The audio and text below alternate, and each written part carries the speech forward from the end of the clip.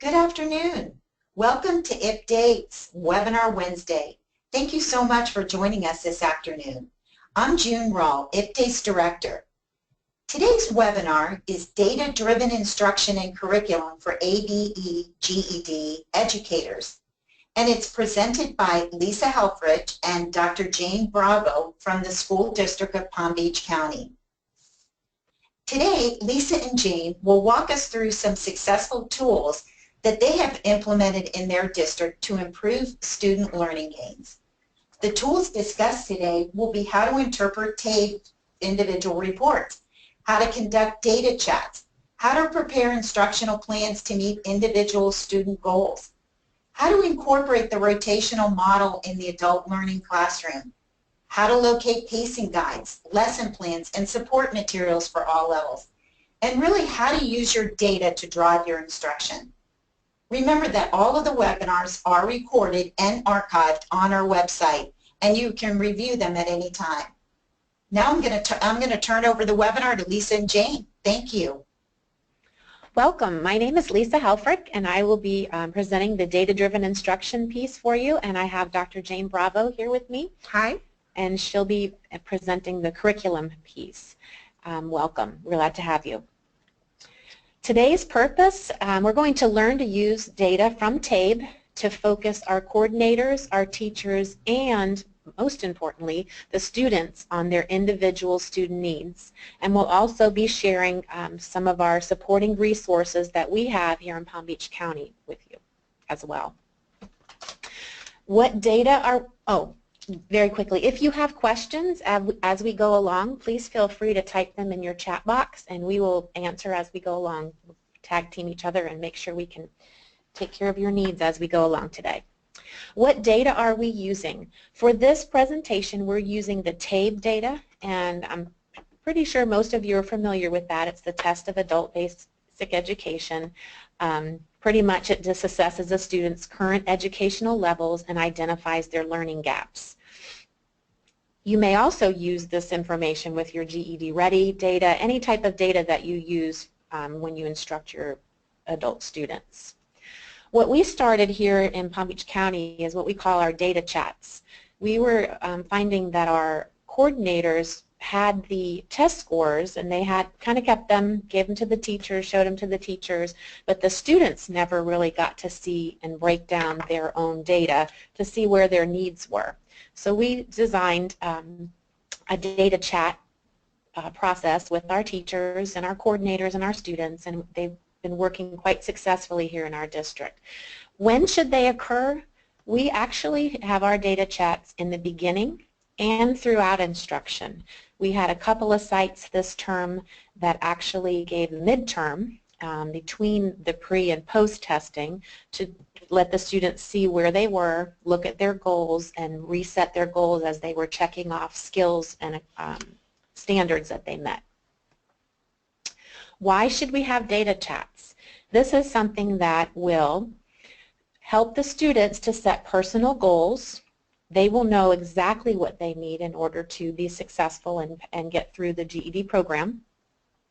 And also they'll understand and visualize their progress. They actually write their goals down once they look at their test scores.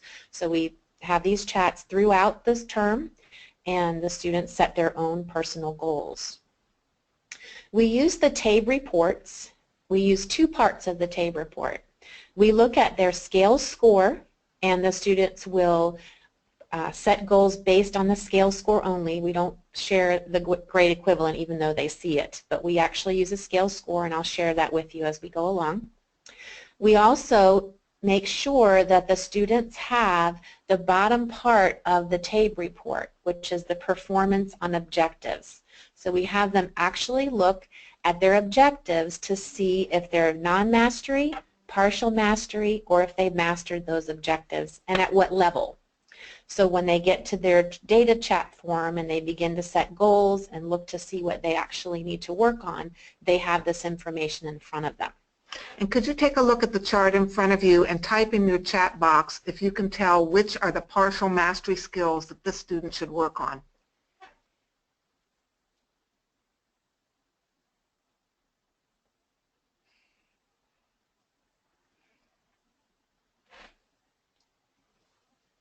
Yes, partial mastery are the half-filled box.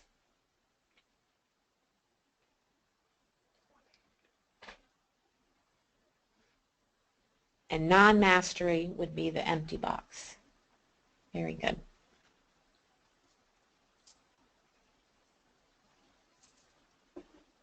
Okay. Thank you.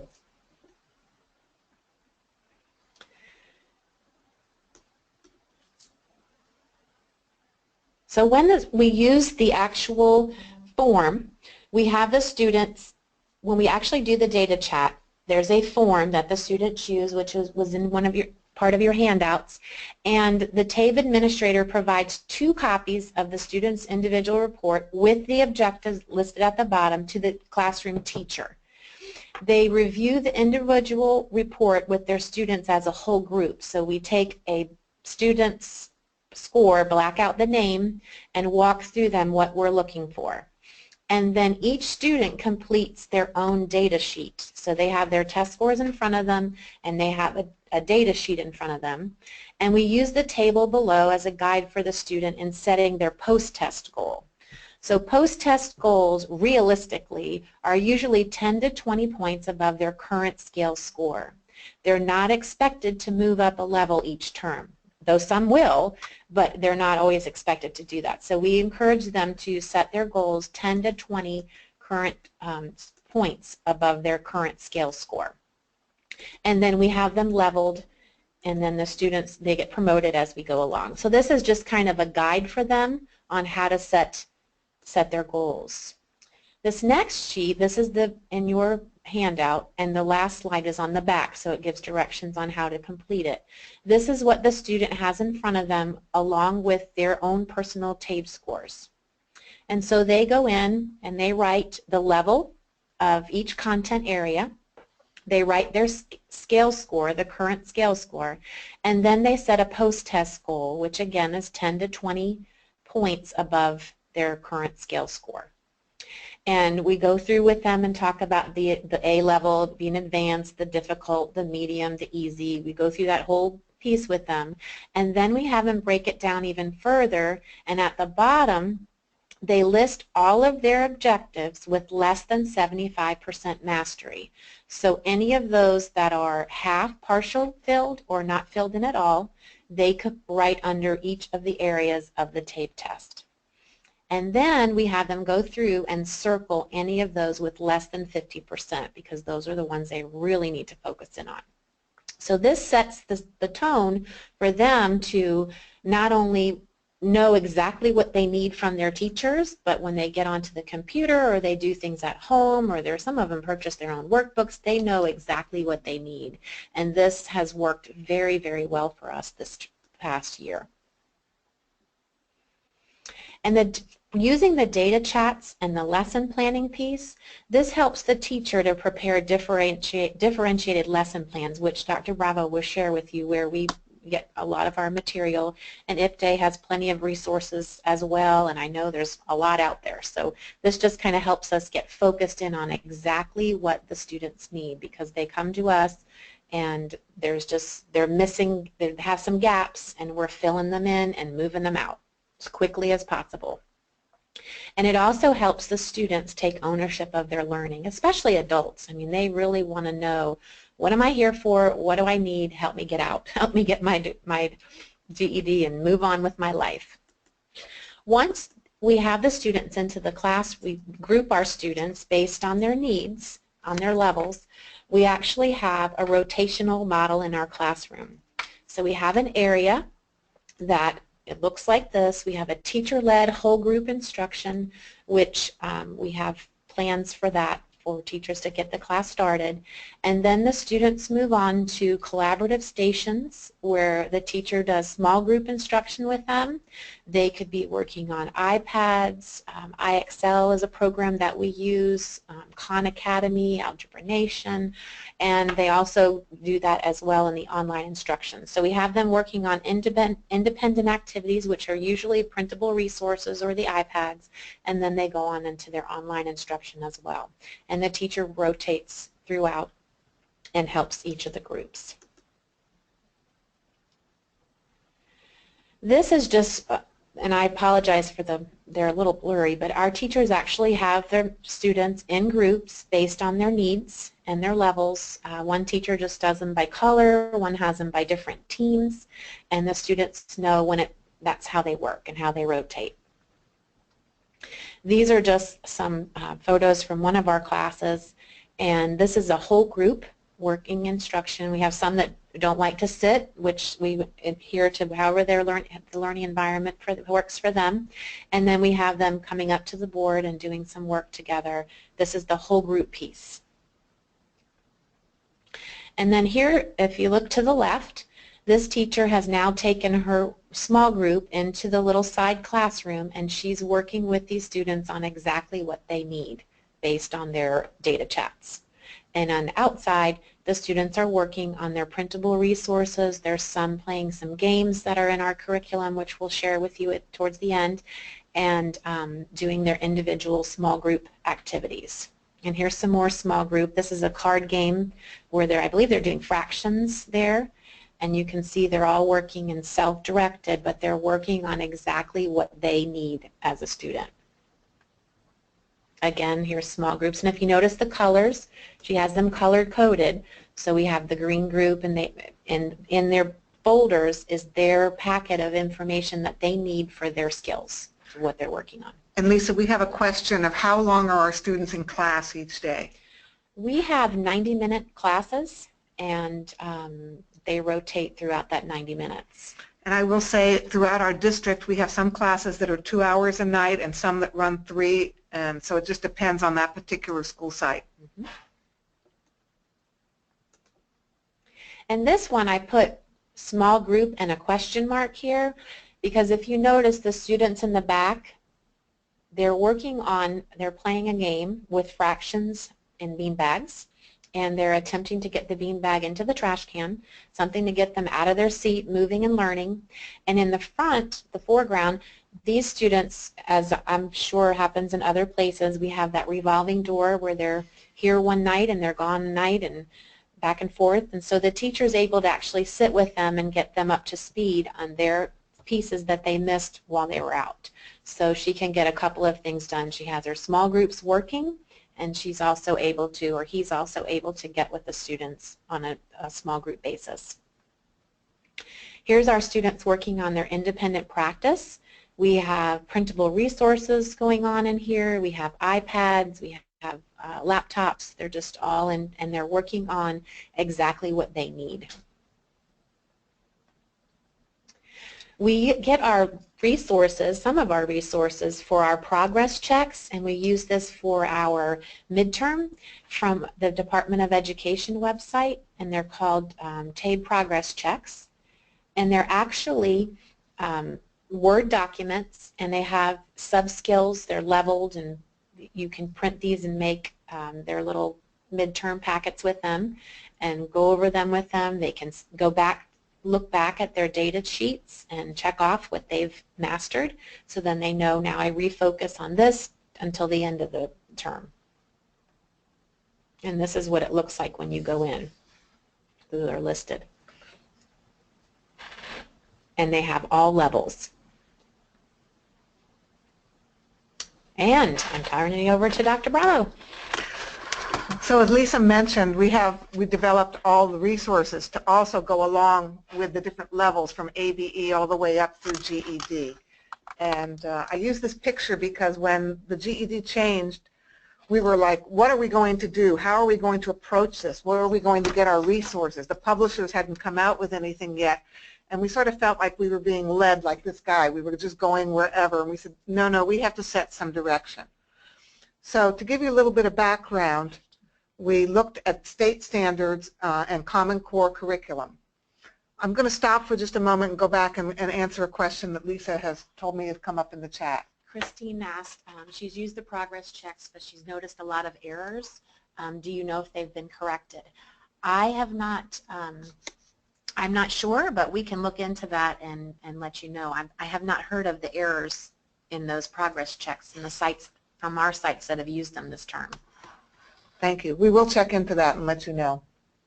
Okay, so when we were looking at how we were going to adjust to the new GED test that came out, we took a look at state standards, Common Core, and the CCR standards, and we just decided that we needed to do something. We needed a guide with resources for our teachers because we just knew that the old adage of here it is, here are the standards, go and do your own thing didn't work. Our teachers usually are, the majority are part-time, and they work full-time during the day, so when they come to us at night, they don't have time to go out and find resources and do a lot of planning and put fabulous resources together. We determined a time frame. We took a look at everything that was going to be tested on the GED, and we said, can we possibly squeeze this in? How long would it take for us to present all this material and cover all these standards with our students? And we run on a 12-week term. So we broke it down according to that.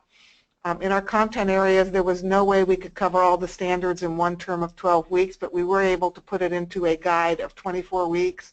For math, also, we were able to break it up into 24 weeks, science, 12 weeks, and social studies, 24 weeks. And when you look at our material that we're going to share with you and you look at our guides, you will see that that's how they're structured. So our solution, as I mentioned, was to give guides as to make sure that we didn't have that math teacher who continued to teach fractions for 4 weeks when we knew that the students needed to move on and they had other things they needed to learn. We wanted to make sure they were aware of everything they had to cover to make the student successful on the new GED. And then we also developed lesson plans to go along with each of those content areas. How many days a week are the students in class? We have a question. Again, it depends on our sites, but usually 4 days a week, Monday through Thursday, anywhere from 2 to 3 hours a night. We also have some daytime programs that run and morning programs, basically 3 hours. Okay. So this is what our progress guide looks like, our pacing guide. We called it a pacing guide in the beginning, and we're going to change that title to a resource guide because we didn't want people to feel that they had to move along quickly. If they needed to slow down a little bit, that was all right, as long as they weren't stuck on doing decimals, as I say, for 3 and 4 weeks. So we took all these standards and we put them into blocks and chunks that we felt were appropriate.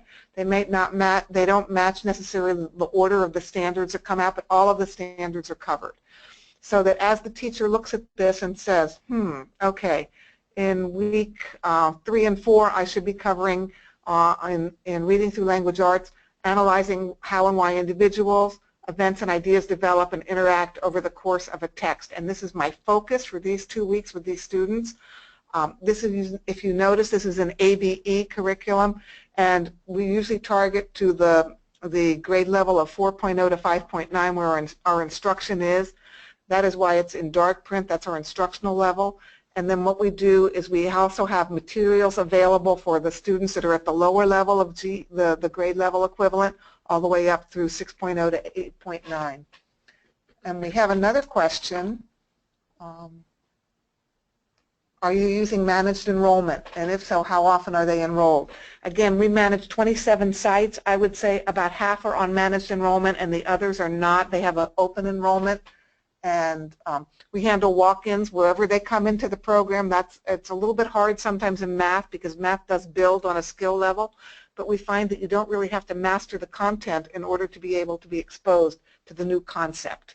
Okay, we will go back and fill in those gaps later, but if they come into us in week 7 and we happen to be on, well, let's take a look at here in 5 in front of us of including how specific sentences, paragraphs, and larger portions of text relate to each other, they jump right in and they work with us at that point in time.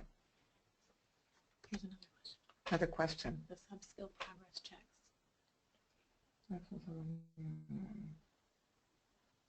Okay, I'll have to check into that, Judith. I know that when we go up and we pull out the curriculum frameworks, they are broken down as you see here, and as I said, we plug them into the weeks. So we'll check on that. So this is a sample of our GED plan for the reasoning through language arts. This is our pacing guide, or as I want to call it, a resource guide.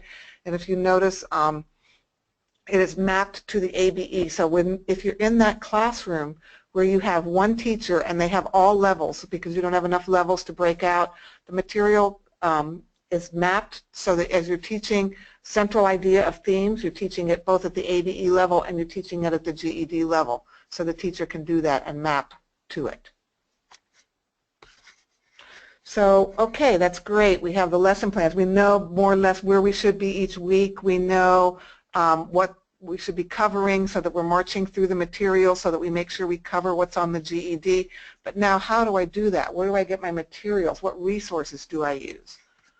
What we did is we took wrote lesson plans that have 3 different components. We have, as Lisa mentioned before, the whole group modeled instruction, and then we have the whole group guided practice, and then independent practice for our students. All the necessary items are included in our lesson plans. Anything you see that says Appendix A or B, we have those included. We have PowerPoint presentations for you to use, and we also have reading material. If we ask you to go out and read and compare Lincoln and Kennedy's address, we give it to you in the appendices. And we have worksheets for the students to do their practice on as well. This is what a sample lesson plan looks like, where you've got the whole group modeled instruction over on the left-hand side. We have several videos. We had a problem in our district with some instructors who did not know how to teach the concept, so we wanted to make sure that they had a guide that they were teaching correctly. Also, if that student comes in on a Wednesday night and has missed the main presentation to the topic, then that student can go in and watch the video and while the teacher is working with the other groups, that student doesn't miss out. They can have the concept introduced to them even if they come in the middle. Okay. Here you can see there's week 4, there's a PowerPoint. That PowerPoint on cause and effect, we're going to take a look at it in just a moment. We're talking here on cause and effect on the lesson plan. Then the next step is the whole group guided practice. They take it through. We have different appendices, but it's all guided for the teacher to use. Everything is laid out right there, tells her what to do. Ask, have you ever heard the expression, which came first, the chicken or the egg? Write cause and effect on the board. What we do basically with our teachers is we tell them the pacing guide and the resource guide is important for you to follow to cover everything, but if you have your own lesson plan that's wonderful and you can use it, and you have wonderful resources, go ahead and do that. You don't have to use everything that's in our lesson plan, but it's here if you need it or if you want to, adapt it for your purposes. And then we have the independent practice that we have, and I will give you the heads up on this. These lesson plans were produced 2 years ago now, and some of our links don't work. We are currently in the process of updating them. So if you find a link that doesn't work, please let us know if you're using it. I know this particular one is out because I checked it for this presentation, but I wanted to leave it here to remind me to let you know that sometimes the links change. So what's an example then? If I'm going in and I'm teaching cause and effect, what else can I find? Well, we have visuals where you take a look at this. The teachers can project this in the class or the students can look at it independently for different cause and effect. It's nice to have something other than just text. And as they go through it, I always find this fascinating. Can anyone type in the chat box what they think happened here? As you take a look at it, what's the cause and what's the effect of this visual?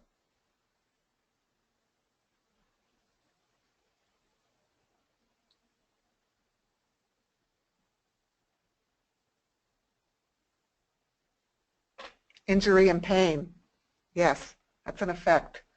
Walking around and not paying attention. Yes, it looks like he stepped on a meat thermometer. You've got it. He stepped on something, that's the cause, and the effect looks like pain. Believe it or not, this is a glass, and this was a wedding where he stomped on the glass, and it went through his shoe and his foot. Dancing and tripped. Yeah, so, and the beauty of this is you get the students participating, sharing their real-life experiences, bringing what's relevant to them and into the situation. So it's always good to use visuals. Again, we provide this for you. It's there. We also move into then where we have nonfiction examples. This is an article on the Everglades, and you have to read it and use cause and effect of what's going on. Again, the article is in our material. We have worksheets then after they read it. They look at the cause, they fill in the effect, and the reverse. They have the effect and they are asked to fill in the cause. And they can do this in whole groups or they can do this in their small groups when they're getting together. We also have, as I mentioned, primary documents for them to look at. This is Lincoln's House Divided speech. We provide part of it here for them to look at and talk about the cause and effect of that. So it goes from the level of all the way up to GED level where they have to analyze and look at it, down to the lesser levels where we're looking at a pizza problem here, and we're reading about should kids be rewarded with pizza for their reading, and then we have the questions and the cause and effect that go along with that. So when you get access to our material and you go in, I want to share with you what it looks like. You will see the level here. It's the ABE level, and you will see the content. And when I say level 1, those are the first 12 weeks. If you were to see level 2, it would be our second 12 weeks. And then you have the different weeks broken down. So this looks very simple, but if you're going to click on it, for example, if you were to look at level week 4, ABE level 1, RLA week 4, cause and effect, if you click on that particular folder, this is what comes up. And you see here you have a game of matching cards, you have a PowerPoint presentation, you have index signs they can use, and then we have readings for the different levels. And the 3.1, that is the first level of ABE, which is 0 to 1.9. The 3.2 is the second level of ABE, which is 2 to 3.9. The ones that are 3.3, that is the third level, which I believe is 6 to 7.9, and then the level 4 is the level 8. I'm trying to remember, I don't have the chart in front of me, but you get the idea, right? So we have all reading available and resources available at the different levels for ABE. So when they go to do their activity on cause and effect for those who need it, you can give them separate worksheets at different levels of reading levels. So it's important that you remember, as Lisa has told you, to use your data to drive instruction, differentiate instruction, and focus students on their individual needs. You don't want that student who's coming in who knows fractions to have a math teacher standing up there teaching it to the whole group. It's a waste of time for them. They could be working on what they really need. And use your existing resources. We have, as Lisa mentioned, the Tabe progress checks that are leveled out. The resource guides we're going to share with you, and the lesson plans and supporting materials. And I know IPDAY has a ton of materials as well to share to help you with your planning. Yes, we do have campuses that have all different levels in one class. And so the explanations are simple. What we do is, again, the theme for the evening is the same no matter what level you're on, if it's ABE or GED. It may be main idea or it may be cause and effect. And then what happens is the teacher will give the guided explanation, and we'll have them participate at the level that they can. And when she breaks them up into groups, that's when she used the leveled materials for their level. So that the ones that are in the GED level are reading the higher level content, the other students are reading the lower level content, and then the independent activities are also leveled out for them to use. Okay, you're welcome. So all the resource guides and the lesson plans will be posted in a Google Classroom for you to access. And in order for you to get access, you need to email Lisa. Lisa will coordinate that to make sure you can get in and answer any questions you have on being able to use the material. We use the survey for the full Tabe. We use the Tabe, but we only use reading, listening, and language. No, sorry, reading, math, and language on the Tabe.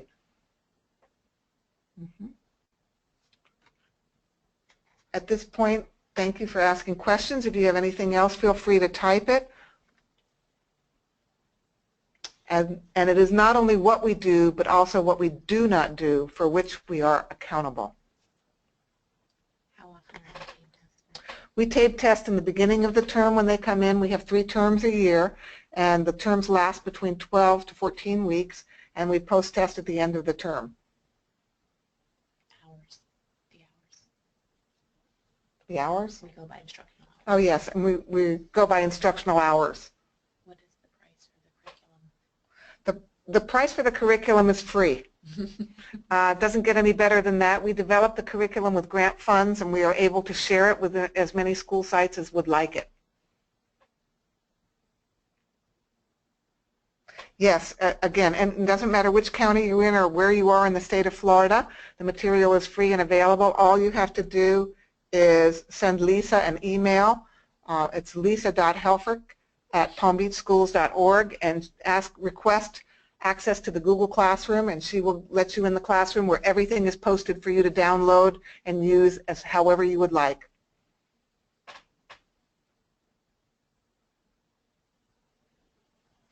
Question about Tabe scores correlating to the GED. You know, that's an issue we've had, that it doesn't correlate very well. What we do is when our students get higher on the Tabe, if they score at least a 9.0, we give them the GED Ready, which our district pays for, so we can see what the correlation is like for them for the test if they're ready. But we know that some basic skills are the same, and that's a bigger issue as to which test we use to make sure it correlates well with the GED. Glad you like that, Tanya, that it's free. I think it's great to share as well. I'm glad that somebody else can use it. As I said, feel free to adapt it any way that's useful for you.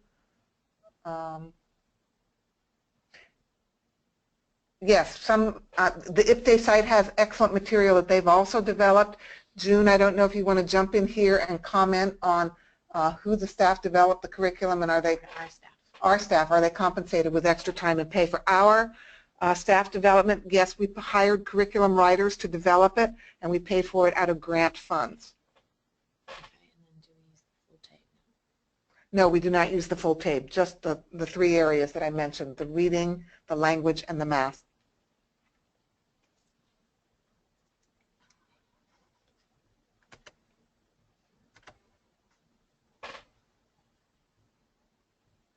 For the post-test, again, we only post-test on the reading, the language, and the math. Depending on the hours, if the students have enough instructional hours in let's say that they don't come for all the classes, enough instructional hours in math, or they're only attending the language class because that's all they need, then we only post-test them in that one particular area of the Tabe.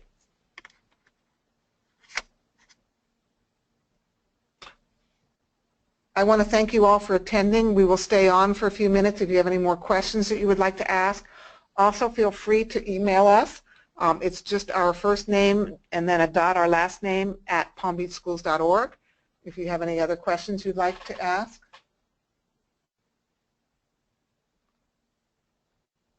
Thank you very much. I'm glad you enjoyed the handout.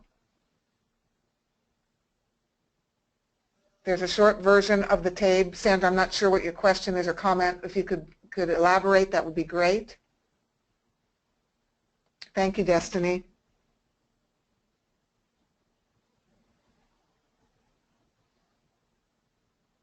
Question by Carson as to what software we use for online instruction. We use GradPoint for our GED online instruction, and we use Burlington English for our ESOL. Those are our main programs that we use for our online instruction. And IXL. Okay. We also have programs that we use in the classroom. We use IXL for math. That's a software that we purchased. It's not in the online piece just yet, but we use that in our classrooms. And that has 2 components. That has the math and the language practice for the students. Is the curriculum also free for people who are out of state?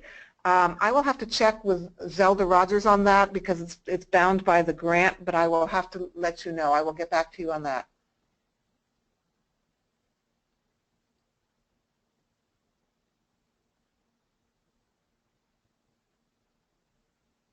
The minimum instructional hours, I'm not sure, Jack, if what you're referring to is the way the programs are set up. Or how they test. We try and get at least 60 hours in for our ABE and GED programs minimum, and we try and design our classes and programs that way, but I will tell you some sites don't have that many hours that they are using, and they're not able to post-test their students at the end of one term. And we try and get everyone in one term with enough hours because sometimes the students don't come back, and then we lose that ability to post-test them and gain that LCP. Can teachers take the Tabe to see what students experience? I don't see why not, Evelyn. I have no problem with that. Actually here, when we hire a GED instructor, we ask them to take the GED Ready test to make sure that they understand what it is they're presenting and that they're qualified. Asking whether the post-test consists of long or short version. Short version. Yes, the short version.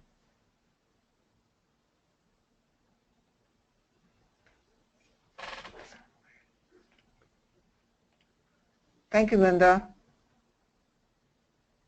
And Jennifer, we use the short version of the tape.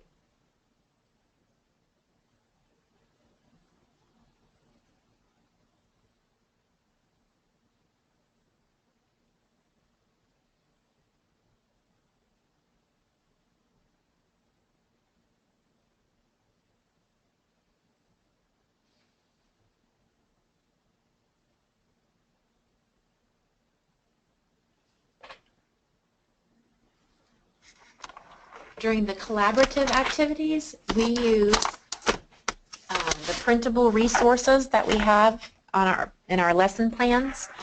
We use the iPads. They have apps that we have on our website that teachers have downloaded, and the students use those as well. We also have, when you get into the lesson plans, you'll see there are some activities that we use manipulatives, and the students can play different types of learning games with the materials, and we've provided the manipulatives to all of our sites. And they also go into and use Khan Academy, Algebra Nation. We have a few programs that they use as well.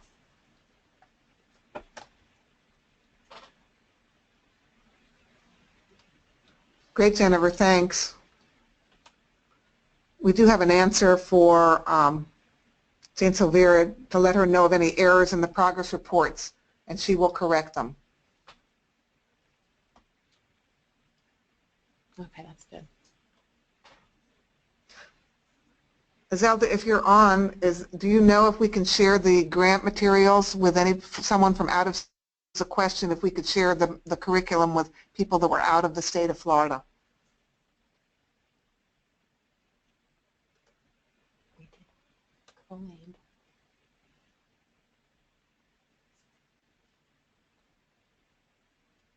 Okay, well, we'll get back to you on that. Oh, ask Zelda for Jane's email. Zelda, can we have Jane's email for them to send the errors on the progress checks?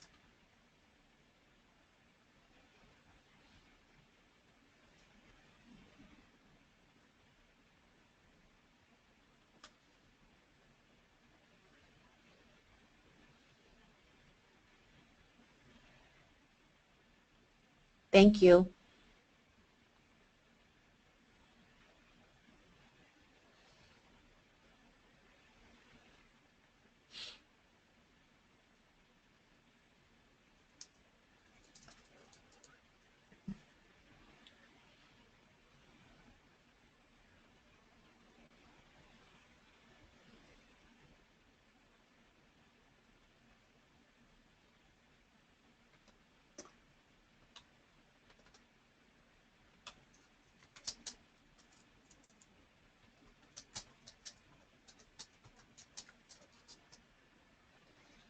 I think that we've come to an end of all the questions. I don't see any more questions coming up.